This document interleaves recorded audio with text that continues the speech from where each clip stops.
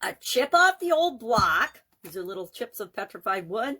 And progress, relationship progress with respect to the SOAP framework. Sharon Horne-Ellstrom here. Welcome to day 1599 of What You Up To Now, documenting the journey as I transition from the brick and mortar corporate world of business to the online world of business, and then back and forth again.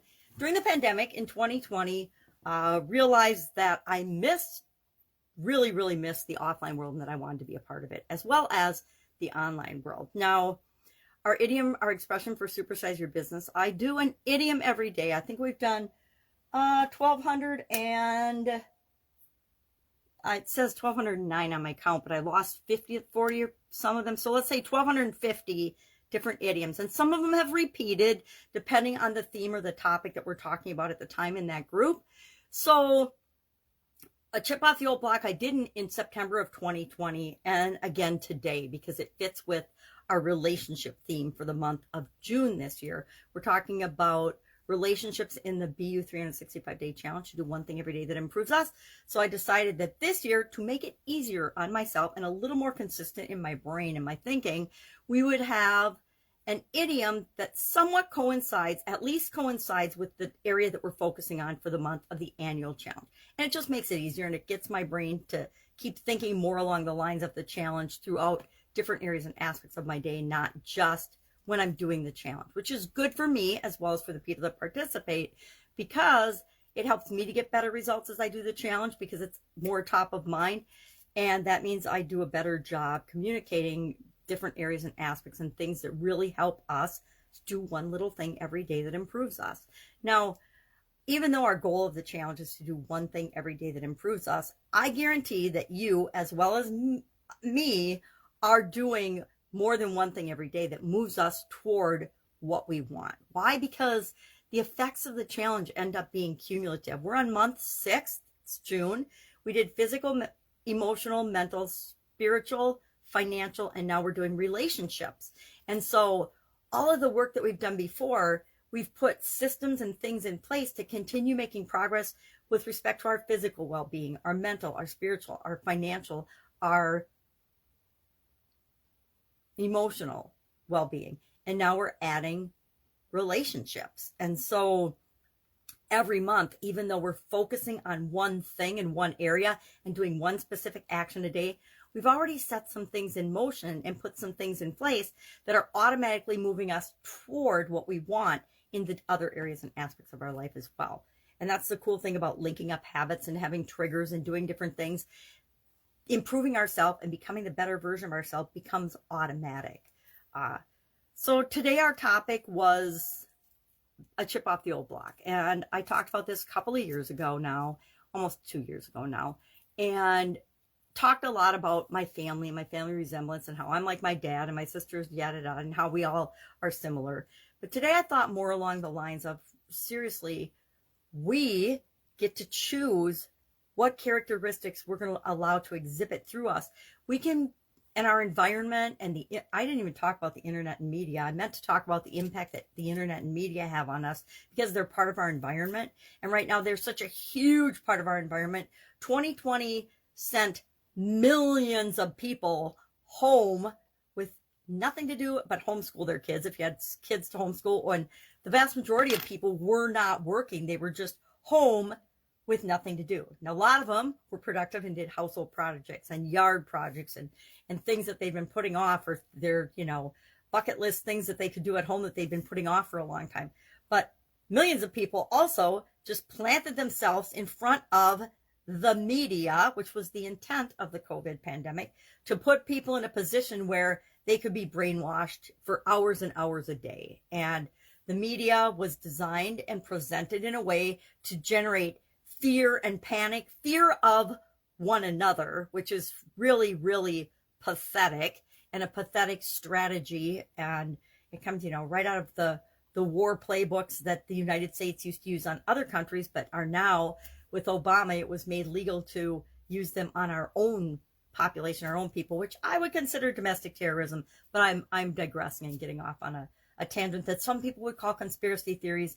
But I contend that if there is evidence and proof of something having happened, it's not a conspiracy theory. It's a fact that people are hiding, or it's a an event that happened that people are covering up because they don't want the vast majority of us to know that it's going on.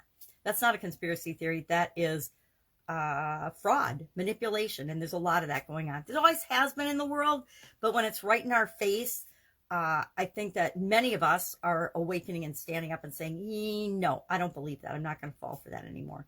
So very grateful that in the 1980s, I turned off the news and media, because even back then, it was no longer news. It was entertainment. And as cable and television changed and media changed and became 24/7 streaming entertainment, it just became more and more manipulative, more and more scripted, more and more da da da. Think reality TV.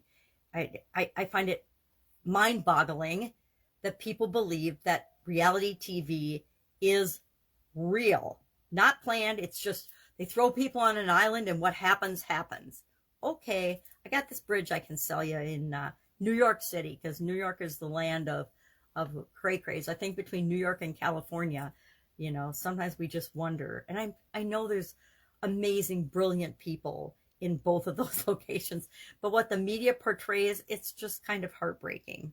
So today we talked about a chip off the old block. And my whole thing about, I didn't mean to get on that rant, my whole thing about the internet and media and the characteristics we choose to move forward with, the things that we inherit, either the characteristics, the behaviors, the thoughts, the feelings, and beliefs. At some point in our life, we can say, stop. Does this make sense for me in my life now? There's a lot of things I believed when I was younger that made sense for my life back then, in my 20s and 30s and 40s, and even into my 50s. In my 50s is probably when I really started questioning and saying, does this really make any sense at all? And if the answer was no, or it wasn't right for me, or it didn't feel good to me, then that's the answer for me. And my answer for me isn't going to be the answer for you necessarily, but I have to do what's right for me, and you have to do what's right for you. And guess what? We have to respect each other for that. We all get to decide and create the life we want to create here on planet Earth.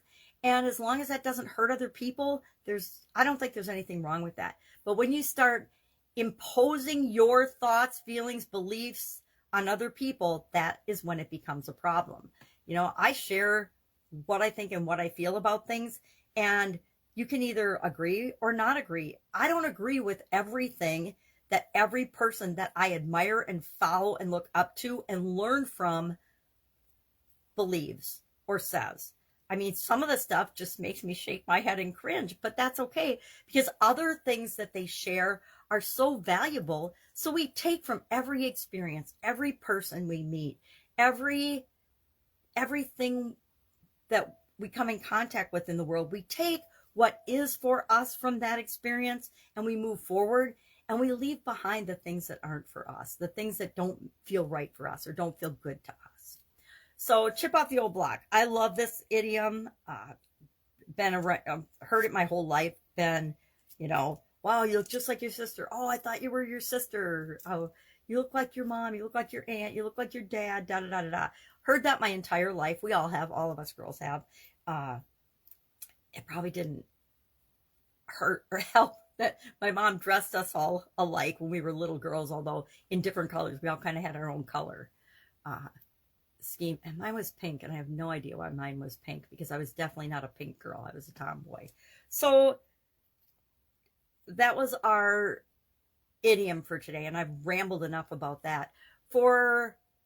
And I guess this kind of ties in. For the annual challenge, we're talking about the SOAP framework, and as we go through the SOAP framework, we're on the P today, which stands for progress with respect to relationship. And our tool is evidence. So we're looking for evidence that the story where we are versus where we want to be, that gap is being created in terms of we're moving toward our options, and our actions are moving us toward the state that we want, the thing that we want, the relationship that we want.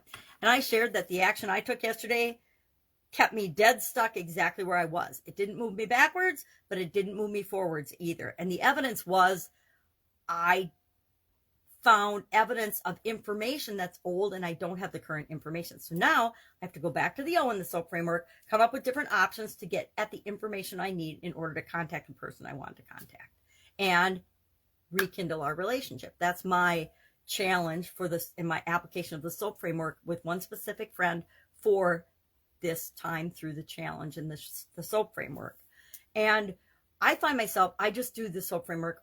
It automatically triggers in my brain. Whenever I'm faced with a question, a challenge, an obstacle, a roadblock, a situation, something new, an event, boom, automatically on a subconscious level, unless it's a bigger deal and I need to pay a conscious attention to it. And then my brain still uses the SOAP framework to look at the situation. What is it now? What do I want it to be? What am I going to do to fill that gap? What are the options? What are the actions I'm going to take? And sometimes it all happens in like instantaneously. Boom, shoot, and I take action. Something happens and I take action. But my subconscious is still through the SOAP framework. All right. That's all I've got today. I've rambled enough.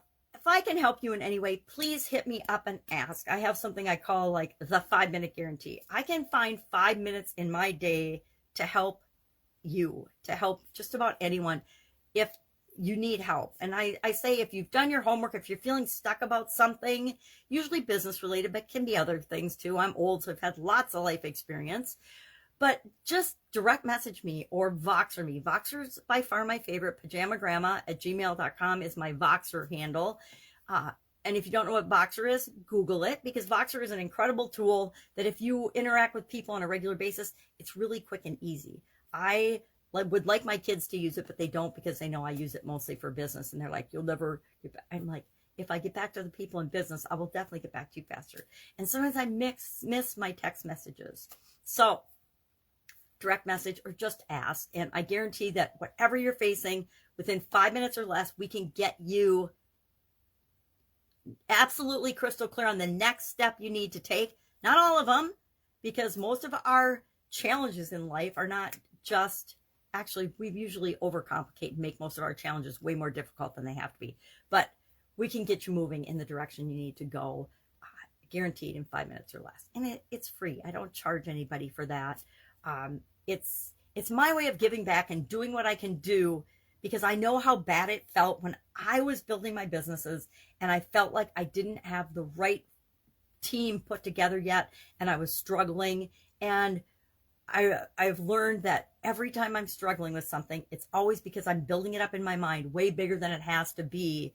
And if I just have someone that I can call or ask and say, hey, this is what I'm thinking of doing, give me your thoughts on it. I might not agree with them, but it will crystallize and help me understand exactly what I need to do next.